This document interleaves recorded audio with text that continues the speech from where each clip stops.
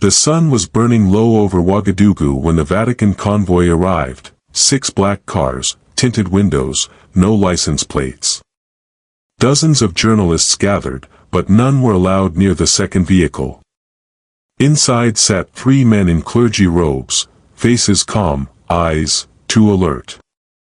Captain Ibrahim Traoré stood atop the steps of the presidential palace, hands behind his back, flanked by 2 ceremonial, unarmed guards.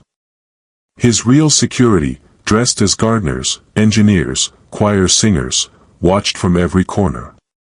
If you believe that even a small nation can stand tall against great powers, if you believe that Africa deserves the right to shape its own destiny, and if you see the unyielding fire in the eyes of Captain Traoré, then this message is for you.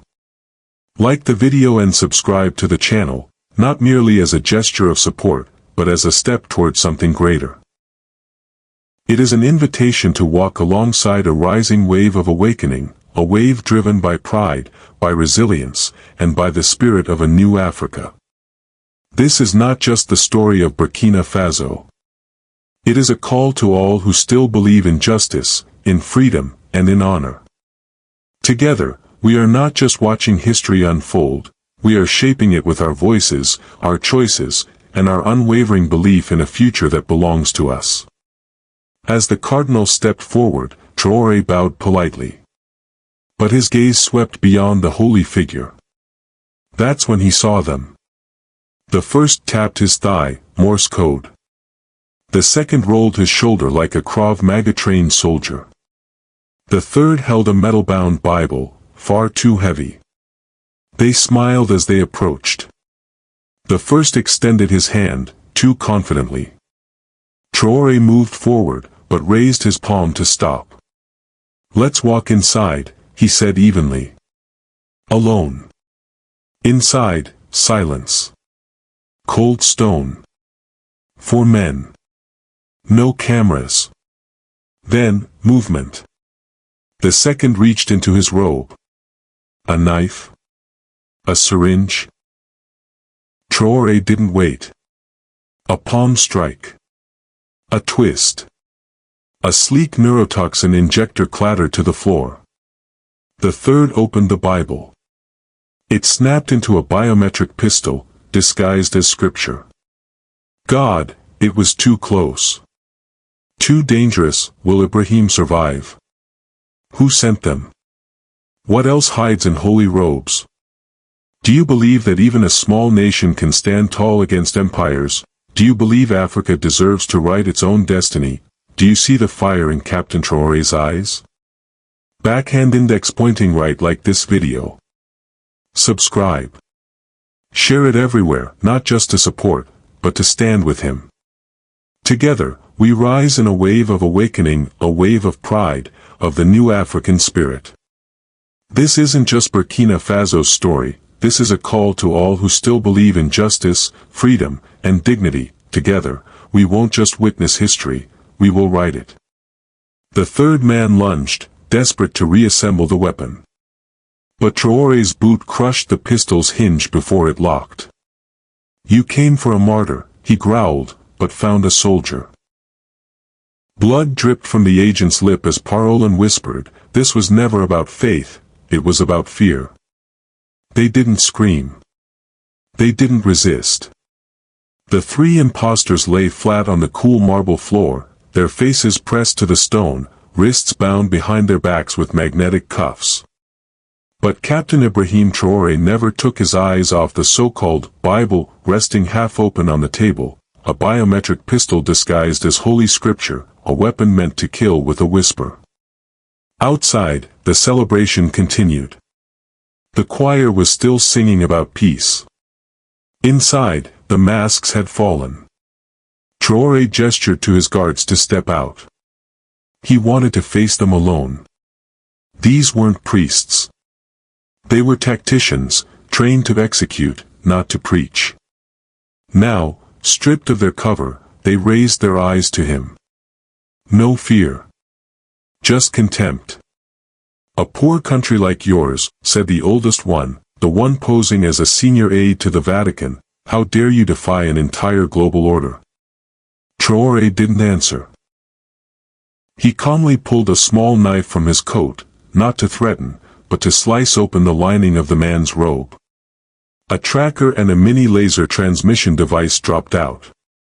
"You weren't just here to kill me," Traore muttered. "You were going to broadcast it, live. Make an example of me." The second man, deeper voiced, spat bitterly. "Not the Vatican.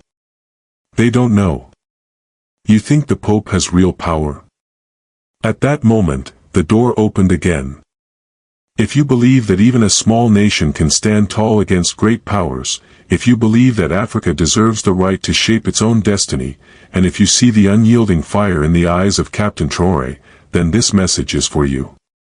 Like the video and subscribe to the channel, not merely as a gesture of support, but as a step toward something greater.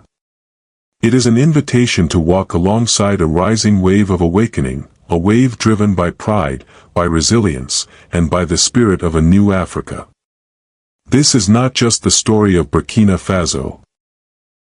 It is a call to all who still believe in justice, in freedom, and in honor.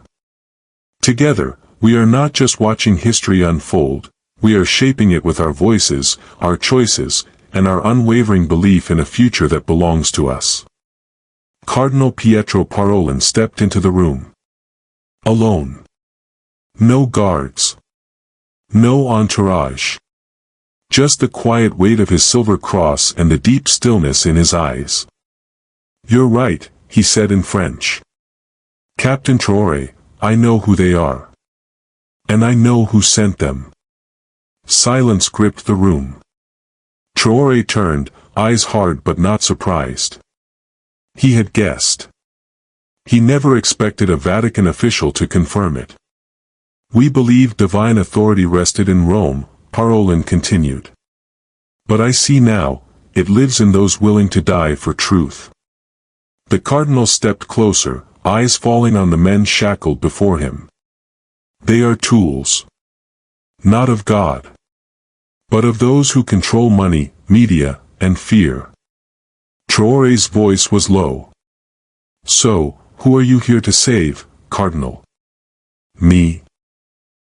Or the Vatican from its own shadow?"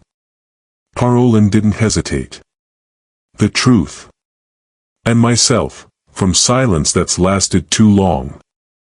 At that exact moment, in a secured basement in Paris, an emergency meeting was underway at the headquarters of a so-called humanitarian agency. A tall woman in platinum hair and glasses was reviewing satellite footage of the failed assassination. "He's alive?" she asked, flatly. "Yes, ma'am," her aide replied. Parolin intervened. "He's off script." The woman pulled out an old photo, from a church in Florence. In it, a younger Parolin knelt beside a small black boy. That boy now stood as the president of Burkina Faso. "All deviations," she whispered, "begin with compassion." She turned to the screen showing Traore and Parolin standing side by side. Initiate Phase 2. The corridor was silent, too clean. The kind of sterile quiet that hums louder than chaos. On the third floor of Ouagadougou's St. Augustine Memorial Hospital, the humanitarian wing had been cleared. Officially, it was for security coordination after the Vatican visit. Unofficially, it was a trap. Sigma moved like vapor, dressed in the white coat of a World Health liaison, her ID clipped crookedly to mimic human imperfection.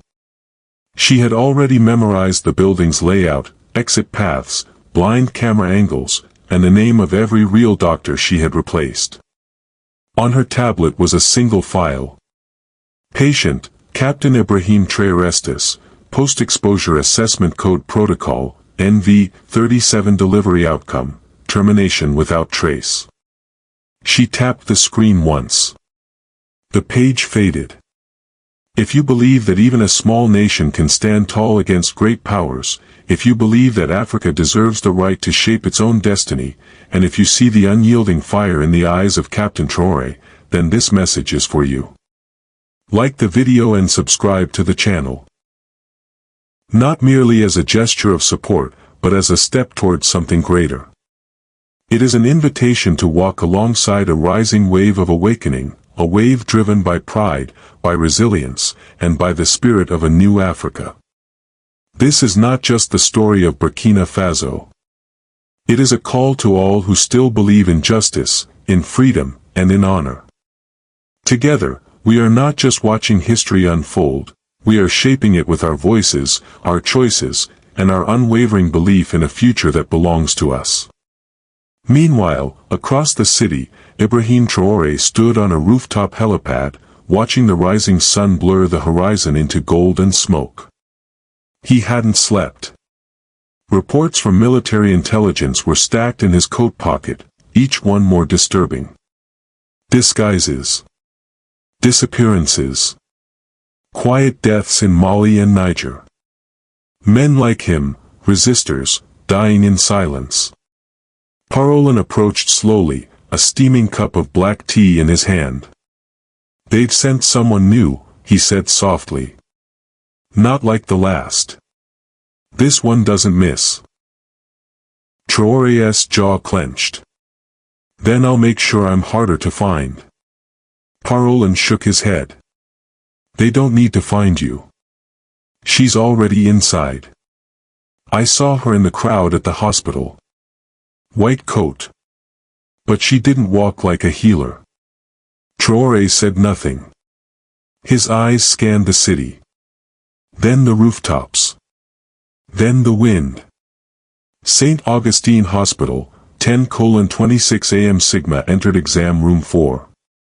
The guard at the door nodded, she smiled faintly. On the tray in her hand, a blood pressure cuff, a sealed syringe, a clipboard. She whispered a poem beneath her breath. "He won't see death. He'll feel nothing. Only silence. And history will swallow him." She opened the drawer. Pulled out the ampoule. Then paused. A shadow shifted on the glass. Someone was watching. 2 floors above, Traoré and a double, his identical security decoy, walked into exam room 12. Cameras were watching this room. But Traoré wasn't the target of the surveillance. He was the one conducting it. "She's in room 4, his aide whispered. "We confirmed it. White coat. Togolese accent. She bypassed 2 checkpoints with UN clearance." "How did she get that?" Traoré asked. Parolin responded grimly, "The same way priests carry guns. The same way peacekeepers carry poison. With paperwork." In room 4, Sigma inserted the needle into the ampoule. Her eyes never left the door. She had done this in South Sudan, in eastern Ukraine, in Bogota. Kill the soul of a revolution before it ignites. She stepped forward. The door opened. But it wasn't Traoré. It was a nurse. A real one. Sigma didn't hesitate. She plunged the syringe into her own coat pocket, turned, and smiled. "Wrong room," she said smoothly, and walked out. But as she passed the security mirror, she noticed something that cracked her precision. Her face had been marked, with a dot of infrared light. They had found her. 3 floors below, Traoré walked calmly past the chapel. His phone buzzed once. Package confirmed. Target aware. Aborting? No, he replied. Track her. Let her think she's safe. When fear builds, mistakes happen. He turned to Parolin. This isn't about protecting me anymore. It's about exposing them. Parolin nodded. Then we bleed the truth slowly. Let it seep. Elsewhere, inside a supply closet, Sigma ripped off her coat and switched outfits. She became a janitor. Then a visitor. She moved toward the west exit. As she passed the maternity wing, a baby cried out. She flinched, the first crack in her composure. She didn't notice the small drone the size of a coin hovering in the light above her head. Traore was watching. Recording. Cliffhanger, Sigma exits the hospital, unaware that Traore is letting her go, because the trap has only just begun. Lomé, Togo, years ago before she was Sigma, she was called Ajoa. A child of silence. Her village had burned in a war she couldn't name, faces she couldn't remember. She was pulled from ash and trauma by men in blue helmets, offering food, a future, and something worse. Obedience. She was trained in Geneva, programmed in Doha, and polished in Langley. But in her dreams, she still saw her brother's charred shoes and the way her mother had tried to sing over the sound of gunfire. That song had become her trigger.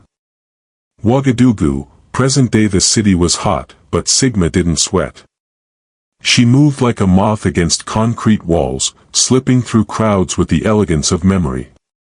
Her mission was compromised. Yet she didn't flee. She adapted. She no longer needed to kill Traore to complete Phase 2.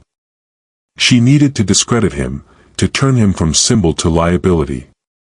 And for that, all she needed was one lie, delivered at the right time. And she had just found it. At a side cafe near the market, Sigma sat across from a man in clerical attire. Father Nyaga, a mid-level priest with weak morals and a dangerous appetite for cash. "You said you wanted proof," she said, sliding a flash drive across the table. He looked at her nervously. "What is this?" "Footage."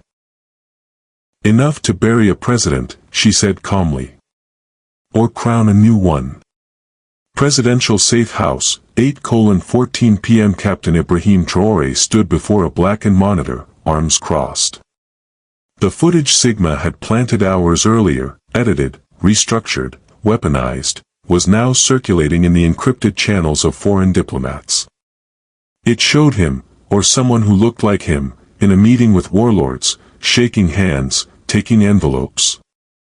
If you believe that even a small nation can stand tall against great powers, if you believe that Africa deserves the right to shape its own destiny, and if you see the unyielding fire in the eyes of Captain Traoré, then this message is for you. Like the video and subscribe to the channel, not merely as a gesture of support, but as a step toward something greater. It is an invitation to walk alongside a rising wave of awakening, a wave driven by pride, by resilience, and by the spirit of a new Africa. This is not just the story of Burkina Faso. It is a call to all who still believe in justice, in freedom, and in honor. Together, we are not just watching history unfold, we are shaping it with our voices, our choices, and our unwavering belief in a future that belongs to us. Fake. But believable. Parolin stood beside him, reading incoming alerts. "They've started," the cardinal said. "The soft assassination." Traore didn't move. "Then we don't defend ourselves," he replied. "We fight with fire." He opened a drawer and pulled out a thin leather file. On the cover, Operation Mawuni. Parolin narrowed his eyes. "You're activating it?" Traore nodded. "If they want shadows, I'll give them thunder." Inside a broadcasting van, downtown Ouagadougou, Sigma was watching live feeds, drinking bitter coffee. Her contact in media was already prepping headlines. Leaked tapes, Traore linked to rebel arms deal. The African hero with a bloody ledger. She smiled faintly. He will fall, she thought. But her smile faded when her phone buzzed. A single message lit the screen. "Did you think we wouldn't trace your dreams?" The screen glitched, then began playing footage of her, from years ago, executing a tribal leader in South Sudan. Another clip, her poisoning a whistleblower in Libya. Her blood turned cold. Traore wasn't chasing her. He had been watching, building a case, waiting for the world to turn. Broadcast tower, 9:03 p.m. A news anchor stuttered as she read the prompter. We have just received an official transmission from the Office of the President, containing verified footage of international agents conducting targeted extrajudicial operations across Africa, disguised under humanitarian missions. The screen behind her changed. Sigma's face. The footage. The evidence. The silence in the studio. Across the continent, millions stopped scrolling. Traore stood by the window, watching the lights go out in the building across the street. Sigma had vanished. Not dead. Not yet. But the hunter had become the hunted. Cliffhanger, Sigma has gone off-grid, burned by Traore's trap. But somewhere in West Africa, a final contingency awaits, a traitor within his own circle. The room was dark, lit only by the slow pulse of satellite screens. Captain Ibrahim Traoré stood motionless, watching the feed of protests rising across West Africa. Not against him, for him. People had seen the truth. About Sigma. About the shadows that wrapped themselves in aid and scripture. But the silence inside the presidential war room felt heavier than the noise outside. Across from him sat Colonel Diallo, the man who had once stood by his side during the first mutiny. A brother in arms.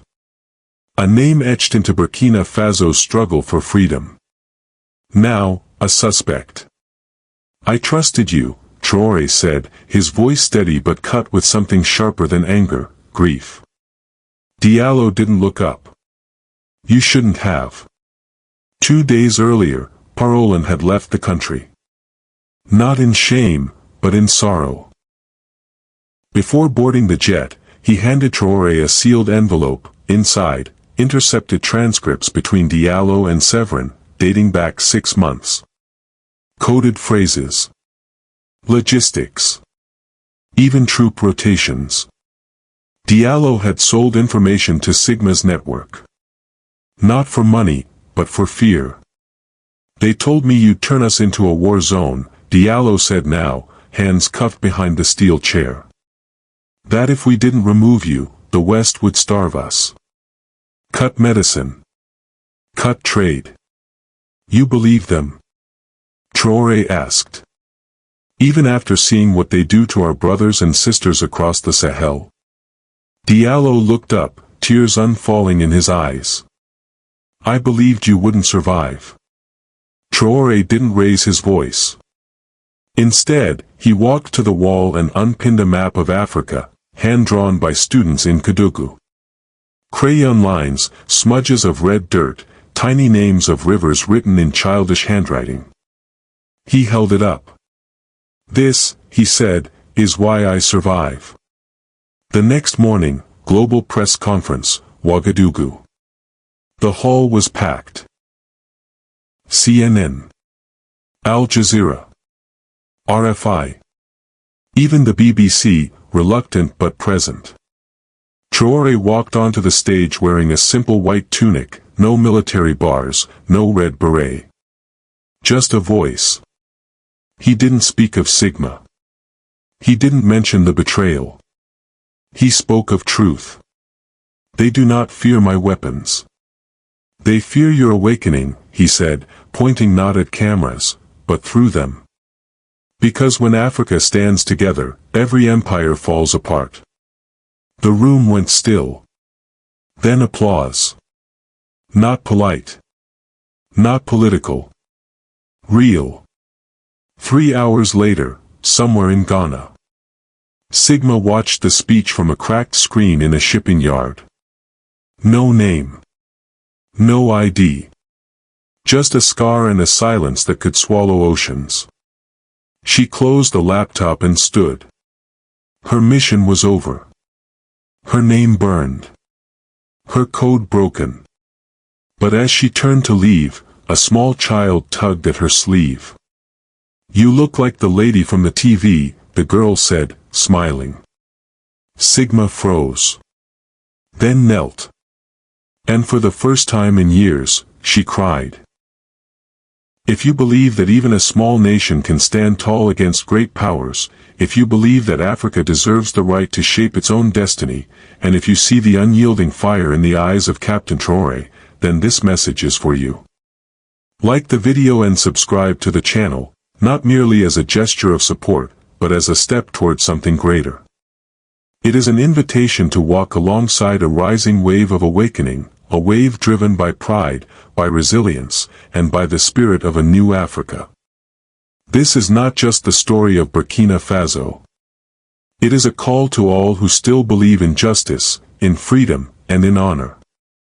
Together, we are not just watching history unfold, we are shaping it with our voices, our choices, and our unwavering belief in a future that belongs to us.